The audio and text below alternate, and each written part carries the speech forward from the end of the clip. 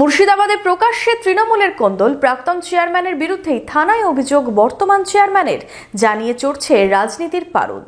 বছরের শুরুতেই দুর্নীতি নিয়ে মুর্শিদাবাদ পৌরসভায় গোষ্ঠী কোন্দল প্রকাশ্যে।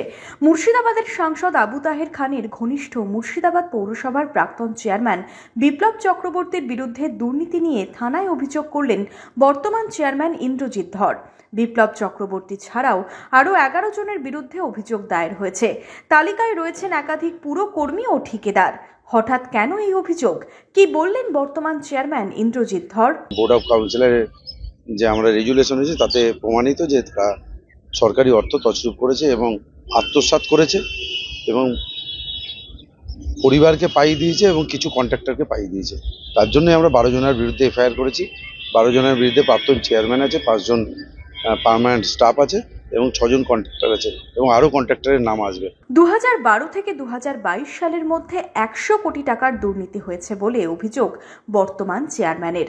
প্রাথমিক তদন্তে 27 কোটি টাকার সরাসরি দুর্নীতিতে প্রাক্তন চেয়ারম্যান বিপ্লব চক্রবর্তীর জড়িত থাকার অভিযোগ পাওয়ার পরই থানায় অভিযোগ জানানো হয়েছে বলে জানিয়েছেন ইন্দ্রজিৎ ধর।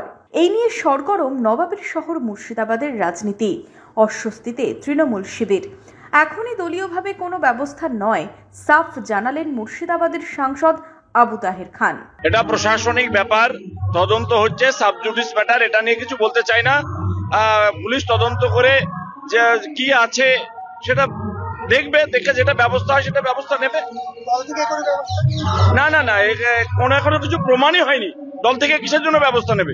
এদিকে দলে থেকে দুর্নীতি অভিযোগ নিয়ে কড়া অবস্থান বহরমপুর মুর্শিদাবাদ সাংগঠনিক জেলা তৃণমূল সভাপতি তথা কান্দির বিধায়ক অপূর্ব সরকার। তিনি বলেন, গতকাল থানায় অভিযোগও দায়ের হয়েছে।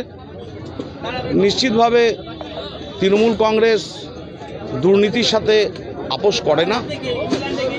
জিরো টলারেন্স অভিষেক বন্দ্যোপাধ্যায়ের বক্তব্য, মমতা বন্দ্যোপাধ্যায়ের বক্তব্য, সেই জায়গা থেকে দাঁড়িয়েই অভিযোগ হয়েছে, তদন্ত হবে, চোর বাটপার হলে জেলখানায় যাবে, এটা আমাদের।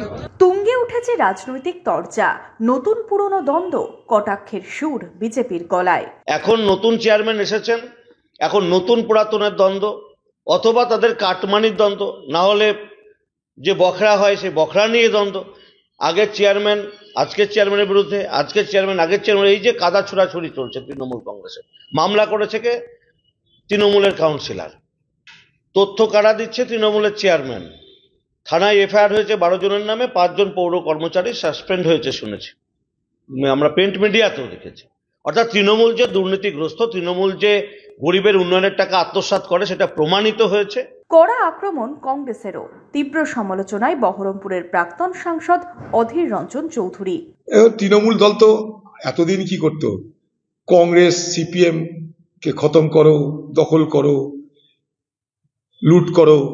এখন তা সে জায়গা নেই, কিন্তু তাদেরকে তো কিছু করতে হবে। সেটা কি?